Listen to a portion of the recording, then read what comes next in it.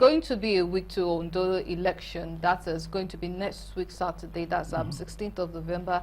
And so far, what are your expectations for that election? If you are to compare it with what happened during Edo State election and then for this Ondo State election, what are the improvements that you're hoping to see? What are your expectations for the election? Well, you know, Nigerians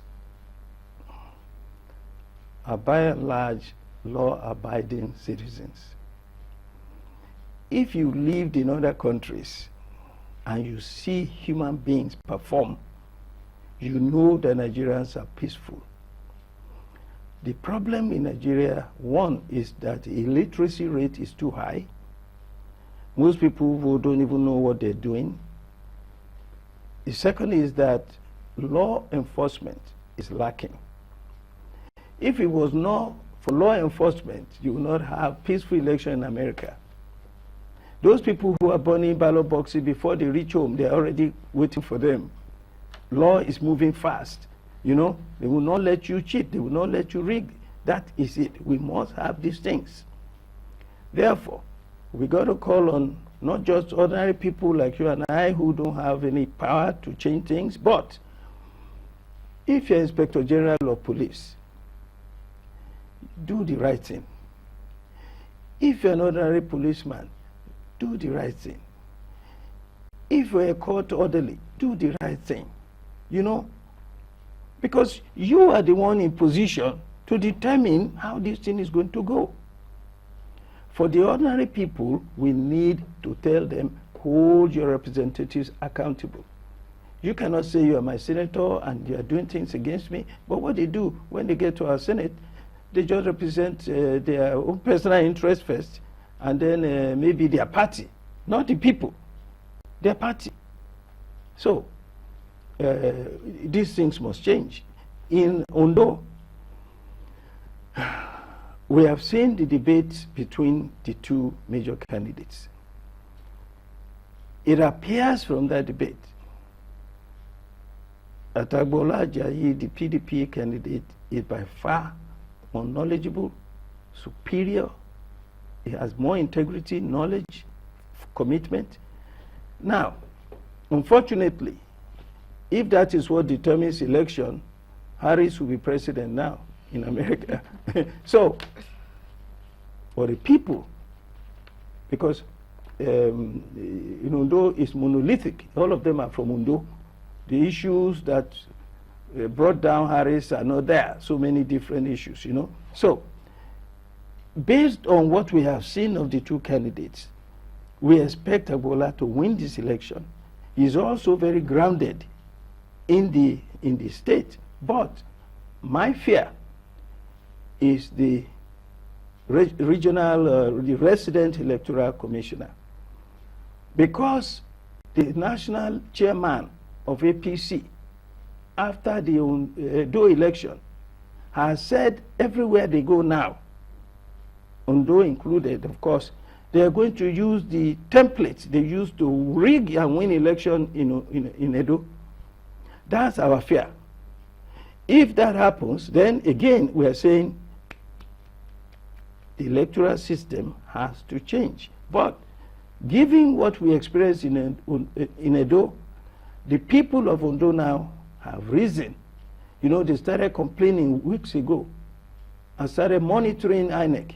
In fact, demanding that the resident electoral commissioner should be replaced because she's compromised. She's from there, she has friends, all of them are card-carrying members of APC and so on and so forth. So, in other words, it seems to me, if they don't rig the election, if INEC doesn't do what Ganduje, the national chairman, said they will do, then we should expect that Agbola will win. Well, but let there be a free and fair election. That's all. Whenever politicians when it comes to things like this, for the wreck of Ondo State now, if it were to be to contest the position, that particular thing that they said, okay, because this person is not from the state, but then she grew up in the state, then she's an indigenous of the state. If such person were to go for a governorship seat, that would be another case entirely. They will say, oh no, you are not a son of the soil, you cannot contest this election. But now that it seems to be in favor of, opposition parties, or even other parties, that okay, let us disqualify this person because she was born in this state, then definitely that makes her an indigent. So how do we balance it's that? not just being born in the state. It is that her family members are known APC members. You understand? Family, father, mother, brothers, sisters, cousins. Then she's also been fraternizing with the state chairman of APC and the incumbent governor who is APC. You see, look, she has compromised her position. But let me tell you, I agree with you that if somebody is an indigene of a state, if they're born and bred there, then they should be able to contest. This is why, you see, technically, legally, they can contest. It is legally that this woman should be removed. You understand? No, look, there's a difference between sentiment and legality.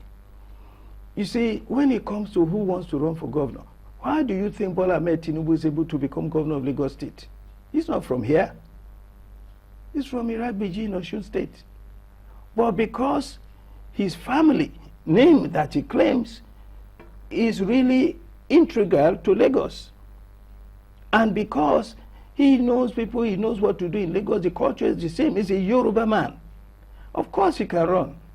There are many places in Nigeria where people run for governor. They are not really from there, you know, but they've been there long enough. These things are not written. If you integrate yourself enough and your culture is close enough to that place, after 1 or 2 generations, they'll be accepted totally.